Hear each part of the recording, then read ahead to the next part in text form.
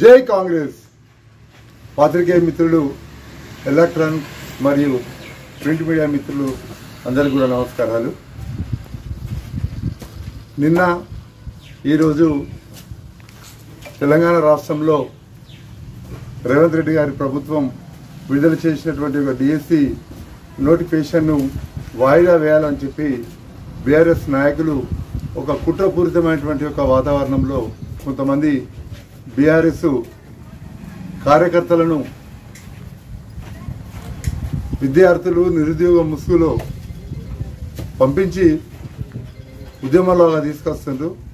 ఇప్పుడున్నటువంటి ఒక తెలంగాణ యావత్ సమాజం వీళ్ళ కుట్రను ఒకసారి అర్థం చేసుకోవాల్సినటువంటి అవసరం ఉంది. గత 10 సంవత్సరాల కాలంలో బీఆర్ఎస్ ప్రభుత్వం ఎన్నడూ కూడా నోటిఫికేషన్ ఇచ్చినటువంటి ఒక దాఖలాలు లేవు, ఉద్యోగాలను భర్తీలు చేసినటువంటి ఒక దాఖలాలు లేవు. వాళ్ళు ఇచ్చినటువంటి ఒక గ్రూప్ 1 నోటిఫికేషన్ లీకేజ్ అయిపోయింది. ఇంటర్ అదేవిధంగా 10th ప్రతి పరీక్ష కూడా ఇవాళ పేపర్ లీక్ అయ్యి విద్యార్థుల ఎంతోమంది ఆత్మహత్య కారణమైంది. అదేవిధంగా ఈ 10 ఏళ్ల కాలంలో నిరుద్యోగ యువతుల జీవితాలతోటి ఆటలాడుకున్నటువంటి ఒక సందర్భం. ఇవాళ గవర్నమెంట్ వచ్చిన తర్వాత కాంగ్రెస్ ప్రభుత్వం గౌరవ ముఖ్యమంత్రి గారు 6 నెలల వ్యవధిలోనే వచ్చిన తర్వాత ఫిబ్రవరిలోనే గతంలో కేసీఆర్ ప్రకటించినటువంటి యొక్క 5062 డిఎస్సిలో ఉద్యోగాలను రద్దు చేస్తూ దానికి వాటికి రెట్టింపుగా ఇవాళ 11,000 ఉద్యోగాలను నోటిఫికేషన్ ఇచ్చి మెగా డిఎస్సిని కండక్ట్ చేసినటువంటి యొక్క సందర్భము. నోటిఫికేషన్ వచ్చినాయి, డేట్లు కూడా ఇచ్చిండ్రు. ఈ నెల 18 నుంచి యువకులు పరీక్షలు రాయాల్సినటువంటి ఒక తరుణం లోపల వాయిదా వేయాలని చెప్పి హైదరాబాద్లో ఉండబడేటువంటి కొంతమంది కోచింగ్ సెంటర్ల మాఫియాతోటి చేతులు కలిపి ఇవాళ నిరుద్యోగ యువతులతోటి ఆటలాడుకునేటువంటి ఒక ప్రయత్నం చేస్తున్నారు.